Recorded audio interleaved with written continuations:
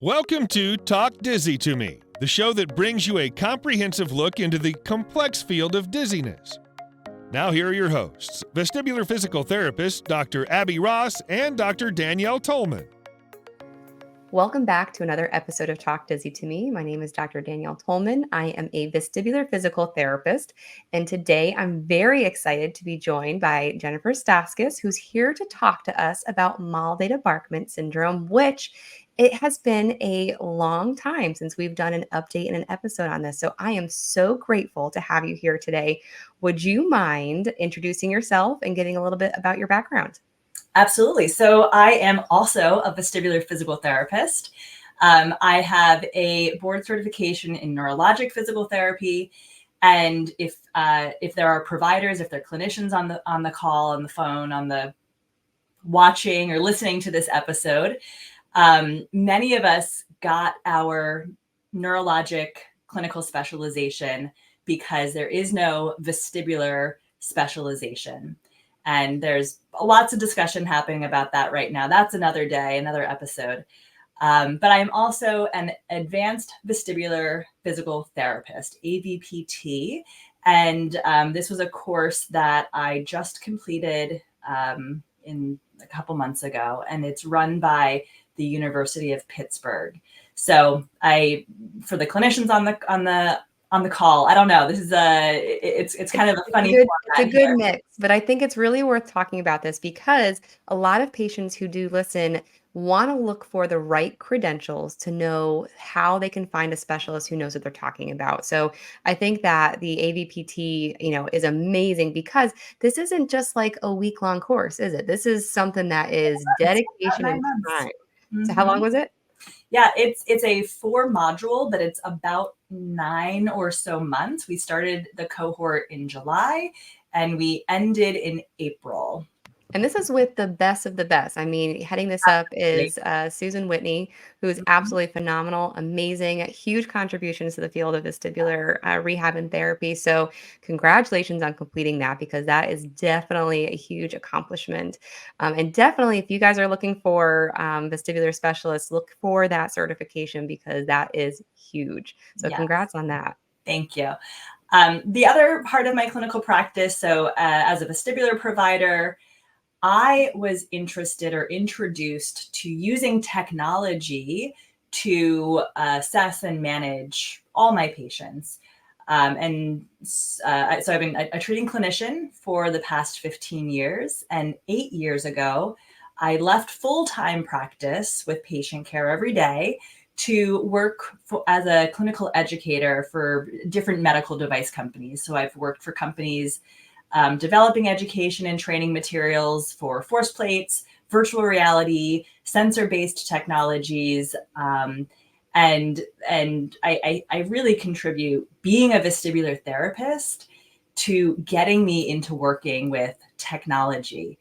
In fact, just about a year ago, I started my PhD, and my big research interest is how physical therapists broadly are accessing, learning, using technology. And certainly there are many barriers to using technology, but maybe looking at some of the facilitators. How can we get people using things? And I think vestibular specialists, we have a very special place in our heart for technology because a lot of the times we need to use it to see what we need to see and look at the data and use that. Data is huge, especially in such an abstract type of field where we're really going off of patient symptoms and what they're experiencing, which varies from person to person. Having technology to give us quantifiable data, I think is hugely important, not only for us to track a patient's progress, but to also help for reimbursement, improving for insurance authorization, and all that other fun stuff that we get to do outside the clinic. Yeah, so I'm hoping that some of my research will help the profession of physical therapy be able to justify that. But I feel like using technology has made me a better provider for all of my patients, regardless of the diagnosis that they have, looking at data and being able to use that information. So I think it's helpful for patients also. So more about that, hopefully in the next couple of years. This is a long process coming. But it's exciting. Because I'm in this research program, I've also been working with a lot of colleagues in the field of vestibular rehab, but I've been trying to work with organizations who are doing research. So another, for the physical therapists who are listening, I work with the American Physical Therapy Association through the Academy of Neurologic Physical Therapy. I work on the Academy of Education on a clinical education pathway to excellence task force, the vestibular edge outcome measures. There's a couple of projects we do with that, the vestibular SIG at the national level, the APTA of New Jersey. But what I'm going to be trying to talk about today, I think the most, is my involvement with the MdDS Foundation, MdDS Foundation, and some of the clinical and research and patient care and education that goes along with that. Which I'm excited because we're constantly being asked by patients, well, what's new? What's coming out? What's going on? So you sound like the perfect person to be able to give us some updates on them. But first, could you just talk a little bit about the broad background of what MdDS syndrome is? What are those hallmark signs that we're looking for? Well, there's a couple of things to talk about with MdDS syndrome. I think from a very formal clinical, and I'm really used to talking to clinicians, so I apologize if I'm leaving out some of the patient perspective who might be listening to this. But from a clinical perspective, I think the most critical thing for the clinician to be referring to and looking at to help get our patient to the right provider for the diagnosis, because as physical therapists, we don't diagnose, but we have a huge role in differential diagnosis. And the Baronnet Society has multiple task forces, multiple groups that work on these consensus documents that provide a diagnostic criteria. And the MdDS criteria was published in 2020. So I think this is really where I would recommend that providers start with. I'm just going to read it off my screen so I don't. That works great. Words, but there's diagnostic criteria for different diagnoses. But for MdDS, criteria 1 is a symptom of non-spinning vertigo characterized by oscillatory perception that is present continuously or for most of the day. And the majority of these individuals will report swaying, rocking, bobbing. Sometimes they report being pulled in one direction or another. So when we hear these symptoms, we should, as providers, automatically start to think that sounds more central than peripheral. For the patients who are listening, just using the words that are meaningful to them is the best thing to do. Not to use a word another provider has told them to use, but to really describe their symptoms. And then we're listening for these to be present continuously or most of the day. Criteria B, or the second criteria, is that the onset of these symptoms must have occurred within a 48-hour period after the end of exposure to passive motion. So it's called MdDS syndrome because disembarking historically from a sea vessel, a boat, a ship, cruise boat, after someone gets off of a vehicle that is moving passively, like a boat, a plane, it could be a train, it might be normal to feel like you're getting your land legs again for a couple of hours up to that 2-day mark. But the symptoms must have occurred within this 2-day period. This rocking, this bobbing, this swaying. Symptoms also must continue for more than 48 hours. So where, a couple of hours or days of feeling rocking, swaying, and bobbing might be typical, If it's lasting more than 2 days, this is really the time to go find a provider. It may go away within 1 month. It may go, and there's a name for that, it's MdDS, in evolution. If it lasts about the 1 month period, it's called transient MdDS. Most of the people that we see in vestibular physical therapy is persistent MdDS, which is lasting more than 1 month.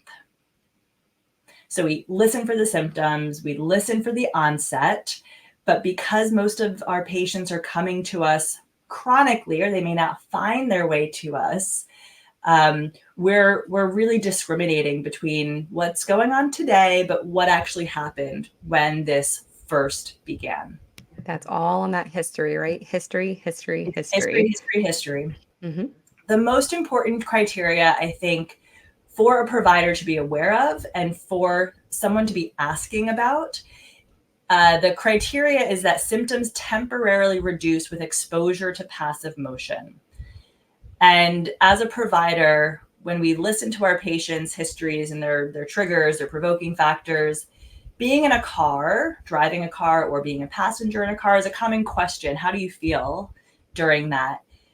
The people who are more likely to have an MdDS diagnosis, or who meet the criteria, the diagnostic criteria for MdDS, will say, my symptoms go away when I'm a passenger.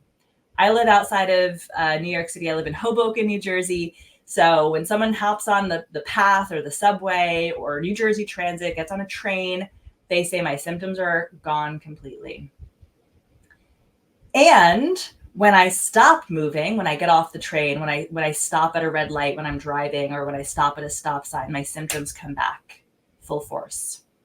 So this is a really, I think, critical piece of the diagnostic picture. Which is very different than a lot of vestibular dysfunctions that we see, because typically movement makes vestibular dysfunction worse in typical cases like hypofunction and whatnot. The fact that they feel better with motion really gives us that that inclination that MdDS might be to blame, especially if you have that onset followed a cruise or a long trip, being up in the Bluffton, Hilton Head, coastal area. Patients spending the day on docks or in tubes or on boats was a lot more frequent down here than what it was when I was working up near the DC area. So it was very interesting to make that big switch. But yeah, there's a lot of things that we listen for in that history that really kind of clue us in. So have you worked with a lot of patients with MdDS? I've worked with several patients with MdDS, and I think in the last probably 2.5 or 3 years, more than in my previous, 10 years or so, 12 years. Although looking back, it's very likely that I had seen patients with or without the diagnosis of MdDS. And, I think one of the important things I'd like to be able to share or be able to talk about is that my perception as a provider, I didn't know that there was anything we could do for treatment. I didn't know the research treatment techniques that were being looked at. I didn't know how to provide them. And so I think one of the things I'd like to get across to providers is that it's probably more common than we think. And there are techniques that we can try that may not work for everyone. And I can talk a little bit about my experience observing and shadowing at the Mount Sinai Research Lab. But there are things that we can do clinically, and it depends on the chronicity of when the patient is coming to see us. So, the first thing to do is to be able to recognize the symptoms from the history. Since we are not diagnosing providers, and oftentimes medication management is part of the treatment for this group, like a lot of our other patients who have central vestibular disorders, having a provider who can confirm the diagnosis and be able to begin medication management in combination with vestibular physical therapy is really critical. The sooner we get someone diagnosed and managed, the better. The second part of that is And you and I were talking a little bit about some patients who their symptoms might not just be caused by the vestibular system, whether it's peripheral or central. People have these secondary impairments. They're not moving, their neck gets stiff, or their muscles get tight, or it doesn't feel good to move. Or so the longer we wait to treat this group in particular, we may be able to affect or be able to treat other things that kind of, we check them off the list of what's really bothering the patient to get down to the root. At this time, the most well-known treatment technique is this optokinetic readaptation of the vestibulo-ocular reflex. But really, it's a readaptation of this area of the brain that processes vestibular information. It's called the velocity storage system. And when we move, our brain keeps a little memory of that movement. It's a little movement memory. And it should degrade, it should go away after a few seconds, and then we continue moving. And so every time we move, we get a little memory, and then it remembers, and then it goes away. When the brain can't stop remembering, it kind of hears this tape on loop. They think that's what happens. The velocity storage system is leaky, or it gets perpetuated, and the person cannot stop perceiving this movement memory. That's where that swaying and rocking and bobbing comes from. A lot of that work was pioneered by Dr. Dye, correct? That's right. With Mount Sinai, the late Dr. Dye, the amazing Dr. Dye. Yeah. And patients who are tuning into this episode might be familiar with their Google searches and seeing the Dye protocol Yes. that is being performed at Mount Sinai. Did you get to witness or get to experience what that looked like? When I was first, I was working for a technology company with a virtual reality, and one of my colleagues said that she had used this Dye protocol with the virtual reality headset, and her patient had great results. And Carrie Hoppus, who is a physical therapist researcher, she also published a paper using, she was part of the Army at the time. She was using one of the immersive virtual reality caves, or the Karen system. And she also had really great results doing a modified version of this. So the two of us, another colleague, Bridget Wallace, was doing a modification in her immersive CDP system. And the four of us got together and started to work on a presentation of what are the similarities and differences between these different technologies, and understanding the clinical application, clinical implementation science, knowledge translation of what's happening in the research lab in the clinic. Because unfortunately, there's one researcher that collects data, Dr. Yakushin, and there's another researcher, Dr. Maruda, who works with the data processing and they work together very closely, but they're a two-person team doing all the things. So they have a very long wait list. Mm-hmm. So a lot of patients cannot get in to be part of this reach study. Well, also to have to travel, right? Which that's another little barrier to treatment there. So about 2.5 years ago, 2 years ago, I was able to go in and spend a day with them and shadow and talk through and kind of see what they were using with the rotary chair, and get some tips and tricks of how we might clinically implement this with whatever type of technology, low tech or high tech, that a physical therapist might have. So we presented this at the Academy of Neurologic Physical Therapy annual conference in 2022. And since then, I've had a couple of patients referred to me from them. And I work both in person, but a lot of virtually with my patients. So I'm not doing a lot of this optokinetic readaptation.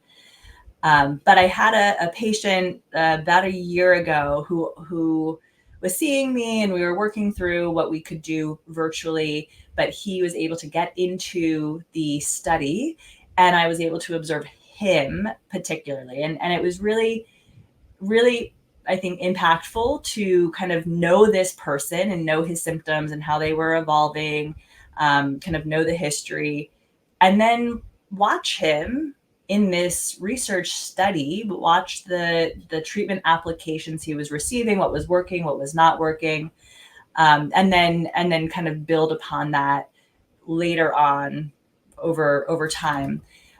During that time last year, I also was able to see someone who did travel from Singapore to be able to be part of this research study.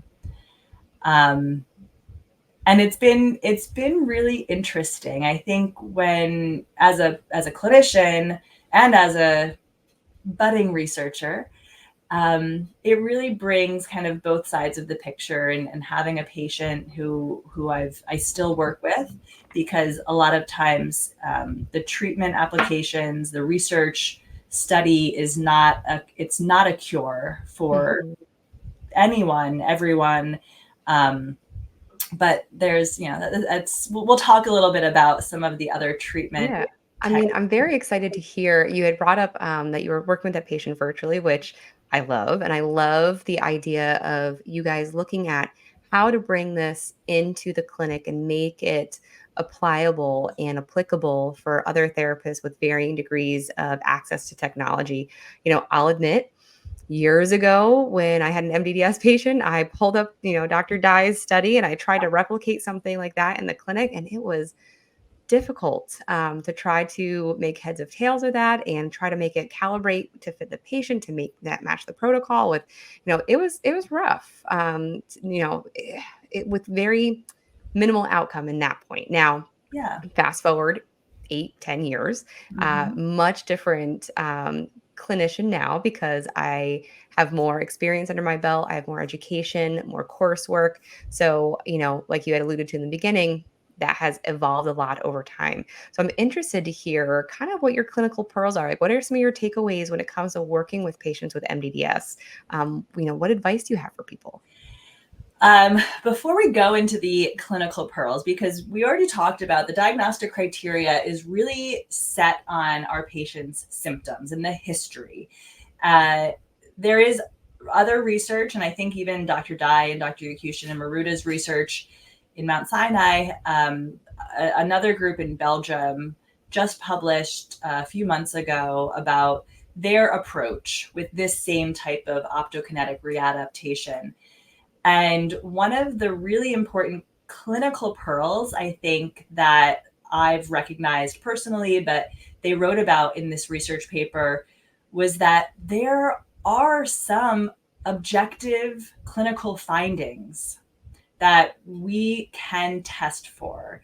And specifically, this is part of how the research protocol works, is to test the patient's postural sway standing on a force plate. The reason we use technology, or you mentioned sometimes technology will help us quantify, give us a number to what we're seeing and what the patient might be feeling. That is a really important part of that Dye protocol. It can help be an outcome measure if the stripes are moving in the right direction or right speed and things like that. So this group out of Belgium did publish some clinical findings that postural sway is increased in someone who has a diagnosis of MdDS compared to asymptomatic, we would say neurotypical, but asymptomatic healthy controls. So clinical pearl for me is, as physical therapists, we use outcome measures a lot. And the Academy of Neurologic Physical Therapy came out with a core set of outcome measures for adults with neurologic disorder. But in the vestibular world, research is kind of happening over here and over there, and not every research study on individuals who have vestibular disorders are using the same outcome measures, are using clinical outcome measures, or even commercially available outcome measures and technology, to commercially available technologies to test. And that makes it challenging to translate from the laboratory to the clinic. But a clinical pearl as a clinician is to start thinking about this core set of measures that we are using in our vestibular population. even if it's going to be normal, it still is important to include that type of a test. So, globally, we do our patient-reported outcome measures, the dizziness handicap inventory, of course, because some patients have visual vertigo and some patients don't. I think that should be a measure we do in all of our patients, so we can catch those impairments or catch those symptoms. Anxiety and depression measures can also be helpful, not really for physical therapy, but to talk through some of those referral sources, because like many of our patients, or even orthopedic included, it's about the team of providers. It's not just the patient and the physical therapist, or the patient and the physician. It's really helpful to be able to have data to support why we're working as a holistic team. Also to know what's driving or contributing to symptoms. It is very normal for a lot of our vestibular dysfunction patients to have anxiety, depression, feelings of isolation. And at times, if it's really exaggerated, maybe they have a past history or something concurrent that is driving that. That's going to make their symptoms amplified and affect care. And, we're always driving that multidisciplinary approach, and being able to screen for that and have that conversation with all the patient education that we do, I think is highly, highly important. Sometimes that person is really against getting help and talking to somebody in the mental health field because they feel there's a stigma attached to it, or they don't know how it can help them. So being able to screen for that and open up that conversation with something that you can put in front of them and say, hey, this is pretty significant. Maybe we need to get you to talk to somebody, because research is showing that cognitive behavioral therapy combined with vestibular therapy is amazing results. We want to get you better. So I think you're absolutely right. It's something that maybe a lot of people don't think about adding, but really should. And then, of course, our clinical examination, having a standard set of our visual and vestibular pathways with that ocular motor exam, making sure we're not just looking at the function of the VOR with a head impulse, not just looking at the physiologic VOR with the head impulse test, but looking at the function with a dynamic visual acuity, some way to have two structure and function and activity. Of course, clearing our positional tests, just, some people might have BPPV in addition to MdDS. And if we can get rid of one of those, symptoms, check it off the list, right? And if they don't, that's okay. We can cross it off the list, that that is not a driver of their symptoms. My passion, my love in the world of vestibular is the balance, postural control and balance. So that standing balance test, well, we do clinical versions of that, the modified CAT-SIB at the very minimum, eyes open and closed on a firm surface and on a foam surface, remembering that even if someone looks steady, if they have symptoms are abnormal. So that is still a clinical finding to document. If they have technology, force plate technology, doing the full 6 condition sensory organization test, and starting to develop some of these clinical markers that may or may not be available in the research lab. And so being able to compare patients of different diagnoses. Of course, our functional gait assessment.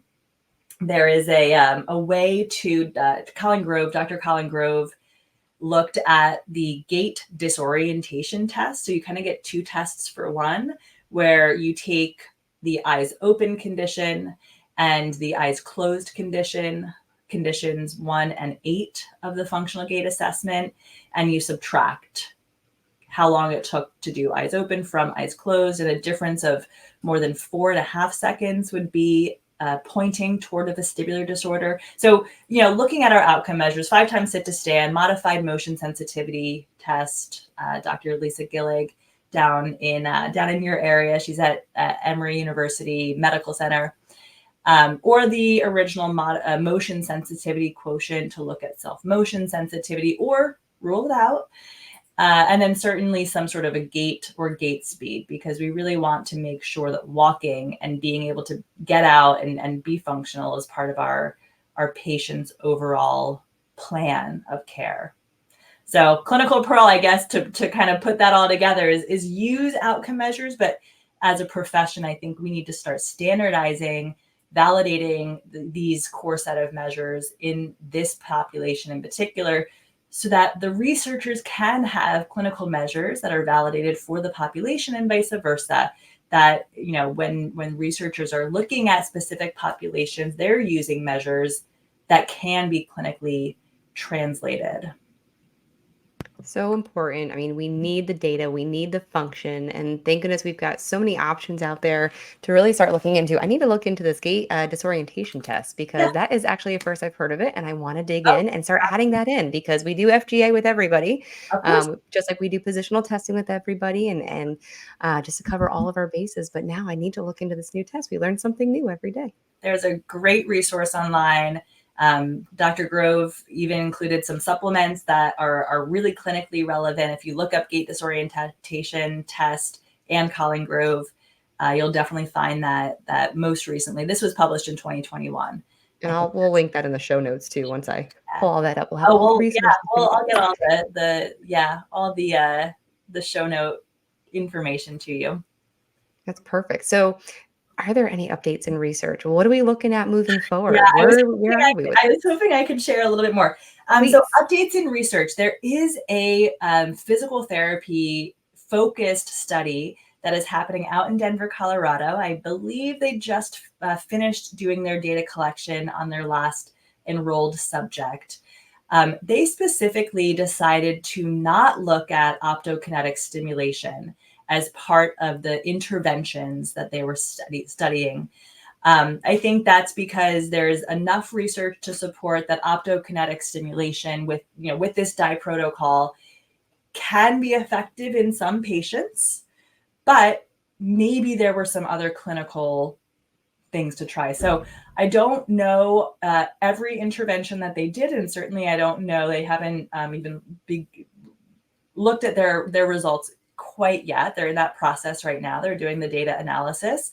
But, I think some of the things the reason that they decided to do this clinical trial is because as vestibular physical therapists, we see patients with a variety of diagnoses, and we see some things that might work with a variety of diagnoses, and they're low risk and they're hugely beneficial. You and I were talking about some of these lifestyle management. I use the acronym SEEDS, which comes from my mentor, Lisa Farrell, but there's real research published. I just pulled an article for one of my PhD courses on the use of SEEDS I think it was for the vestibular migraine population. But sleeping, eating, exercising, drinking fluids, ideally water, and then stress management. So these 5 components are some of the lifestyle management that we do a lot of in all aspects of physical therapy, even for patients with orthopedic and pain. And, even I try to work on my SEEDS every day as a person, right? It's hard. And then, some of the other strategies that we use with vestibular rehabilitation, like sensory reweighting. If the brain is constantly upweighting, listening to this vestibular system, what techniques do we have in our toolbox that help our patient downregulate or downweight vestibular, upweight somatosensory? Certainly there's a visual component with that optokinetic. So thinking about sensory reweighting techniques. I was on a call with a colleague at the MdDS Foundation this afternoon. I really love kind of speaking to people at the foundation. Everyone who's on the board at the MdDS Foundation has a diagnosis of MdDS. And so as a provider, I always listen for some clinical pearls from their personal experiences. But sometimes it's, broadly these coping mechanisms. Are we working with our patients on downregulating their system by working on breathing techniques, or mindfulness, being present in the moment? Or, you and I were talking about maybe sometimes we end sessions with that relaxation, mindfulness, guided meditation, and in combination with other physical techniques, manual therapy, or, something else. So as clinicians, I think we can have a really big role in guiding some of these patient-focused research studies. treatment, interventional focused studies, because we have anecdotal evidence that can help drive some of the development of theory and research. Very And, much so. really important to have that theory and research being worked on as well, that bring it back to the clinic and kind of make it a full circle of one goes to the other and then back again. Very much so. And I love the touching on lifestyle modification and talking about patients and educating them because, when you start, usually when I start the conversation about guided meditation, I get a lot of like, oh boy. But I take the time to talk about how a lot of what these techniques are doing are actually changing us physiologically that help calm down what's driving symptoms, what's driving this to stay in that fight or flight response or in this feedback loop that just doesn't end. Typically, at the end of our session, after kind of going through that, I get a lot of buy in, which is extremely helpful for when they go home and they actually start practicing this and they start to see results. But you're right, a lot of it is anecdotal. We're learning about this by talking with other clinicians and taking courses and learning more about it. But we do need the research. We need it to get, published for, to validate everything that we're talking about, to then back up, what we're doing again, to get that full circle. You had mentioned the Molly Debarkman Foundation. Yeah. Could you talk a little bit about them and what you're doing with them, with your work? Absolutely. So I really reached out to them just because I, as a budding researcher, I want to get involved with everyone and everything. And, I think working in the technology industry really has given me the opportunity to work closely with researchers and be a knowledge translator, a knowledge broker. And so kind of, MdDS and this type of research has a really special interest, is a really special interest of mine. So I reached out to them. I don't even think I knew they existed. And when I saw the website, it's mddsfoundation.org. I reached out to one of the email addresses and I was like, hey, I'm a PT. How come I don't know about this group? Of course, there's other patient-focused groups that we work with as vestibular providers, but the MdDS Foundation, like I said, is run by individuals who have a diagnosis of MdDS. It's all volunteer for them. They also support research, which I found on their website. But if you go to the website, there's a couple of different areas. So, excuse me. One area on the website talks about what MdDS is. I think that is important for patients who are not sure if they have a diagnosis or if they were recently diagnosed. If someone has a diagnosis, they click on the Living with MdDS tab, there's some information where tips and tricks, clinical pearls, little pieces of information that are really helpful for globally just anyone who has this diagnosis. It's really really broad. There's a support group. There's information about their support group on this page in this tab. There's information for professionals. This points us to the diagnostic criteria we discussed, different diagnosis codes, talks to some of the research that's happening, or if there are researchers listening and this is the population that you see, you absolutely need to be involved with the MdDS Foundation. I don't know. I don't have a formal role, but I really like to be able to share information with people, and I love to, like I said, I really found it so helpful as a clinician to hear a patient, someone who, not my patient, but a person who has this diagnosis, and it really has made me recognize that the work that we do as physical therapists, we are very grateful that we get so much time with our patients and we get to connect with them on a certain level that even physicians don't. But the journey is not done when they walk out of the clinic, and the journey is not done even when they're done with rehab. So having, making sure that our patients know that it's okay to come back to us every couple of months or years or, whatever regularity that they need, just like our orthopedic patients do, just like, we like to encourage in all of our patients. But yeah, I think that also helps me to be able to have that perspective of like, oh, different treatment techniques work for different people. And the more we talk about these things, the better that the clinicians can provide the treatment and the research can support the treatment or study the treatment at minimum. Resources are so important, especially as a clinician. You might not see a ton of MDDS patients, but when that person comes across your treatment table, all of a sudden you're going to go, "Oh, I have a spot for this. Let's go explore this together. Let's talk about this.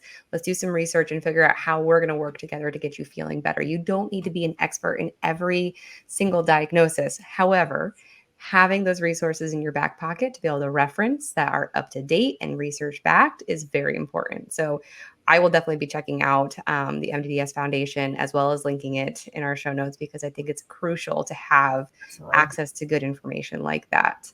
Um, is there anything that you're involved with now in terms of research that you're looking for people to be a part of the study, or anything that people can kind of contribute to? So with the MdDS Foundation, I am part of the Patient Registry Advisory Board, and they're working with a group called NORD to develop this patient registry so we can study this diagnosis more and from a lot of different perspectives. So that registry is in development. It's being run by some board members who also have really strong scientific and research backgrounds. It's really just a really beautiful collaboration. They are really leading the way. The MdDS Foundation is leading the way, and there's a variety of clinicians and data scientists who are on the advisory board that will also help to shape what this looks like so it can be usable for patients to contribute to, for providers to be able to access. It's coming along. I have no direct information about timelines, but it's definitely something to keep checking the MdDS Foundation website, and their support group will have information as well. And if you're a patient, keep an eye out for that registry because it is very crucial to provide as much information as we can, because that data from that registry helps drive research. It gives a better picture of what patients like you are going through to help develop future research. So that is a very important project that we will definitely keep an eye out for. That's amazing. Now, to kind of wrap things up, I think we'll use this last point to kind of tease maybe another episode in the future, but you've got a presentation coming up this fall, right, for the AMPT conference. Mhm. Can you give us a little summary of what that's going to look like, what you're going to be talking about? I'm very excited to co-present with Rachel Wellens, Dr. Rachel Wellens, who is the president of the APTA Academy of Neurologic Physical Therapy Vestibular Special Interest Group. And I did this presentation a few years ago for ANPT on the implementation of a clinical protocol into practice. And I wanted to kind of bring something back with MdDS. So we're looking at the similarities and differences between Malda-Débarquement syndrome, vestibular migraine, and 3PD, persistent postural perceptual dizziness. Our focus is to really access the Baronnet Society diagnostic criteria, really use that to help as a physical therapist document, make sure we're justifying a differential diagnosis, and then be able to point the patient to the right provider. I think we can all physical therapists know that the sooner that someone has a diagnosis and a treatment pathway to follow, better outcomes that everyone has. It's with pain, it's with any diagnosis. So hopefully it'll be a resource for clinicians to be able to know what those resources are, where to find those resources, and then to start thinking about our clinical examination. So what are those clinical findings that we might use to differentiate 3PD from vestibular migraine from Malda-Débarquement syndrome? And this is kind of where this conversation of, well, shouldn't we have a core set of outcome measures? Because you're saying these for this patient, and I'm using very similar ones. And if we just all used a core set, we'd be able to study the differences and really be able to speak to getting someone closer to that right diagnosis. But so we'll talk about matching our clinical exam to the diagnostic criteria. That is going to be so crucial because, triple PD is a fairly new-ish diagnosis that has new defined diagnostic criteria. MdDS, vestibular migraine, there is so much overlap and sometimes concurrency between these diagnoses. I think they get very confused sometimes. If the patient's already coming in with a diagnosis, you might disagree at bedside. This will be massive to have this defined and presented. And I think it's going to be a great resource. If you are interested in the future, if I can coax you back on, maybe with Rachel, have you guys talk about how that talk went and kind of what your talking points are, because these are hot topics. These are hot diagnoses. We're seeing a lot more of triple PD, of vestibular migraine, depending on where you live, maybe some Molly Débarquement too. So that would be amazing if you guys would come back and talk on that. And we wish you the best of luck. So grateful to have you and your knowledge today, giving us some more updates and information on MdDS. This has been fantastic. Thank you so much for your time. We appreciate it. So fun. This podcast is provided for informational purposes only and is not intended as a substitute for professional medical advice, diagnosis, or treatment. Always seek the advice of your physician or other qualified healthcare provider with any questions you may have regarding a medical condition. The content of this podcast is based on general knowledge and information available up until the recording of this specific episode. Medical knowledge and practices may evolve over time, and new information may emerge that could change the understanding or treatment of vestibular dysfunction. It is important to consult a qualified healthcare professional for the most up-to-date and personalized advice. The information provided in this podcast is meant to complement, not replace, the relationship that exists between a patient and their healthcare provider. It is intended to empower patients with knowledge about vestibular dysfunction and its management, but individual cases may vary, and treatment approaches should be tailored to each patient's unique circumstances. By listening to this podcast, you acknowledge and agree to the terms of this medical disclaimer. The organizers, presenters, and creators of this podcast are not liable for any actions or decisions taken by individuals based on the information presented herein. Always consult with a qualified healthcare provider for medical advice and treatment.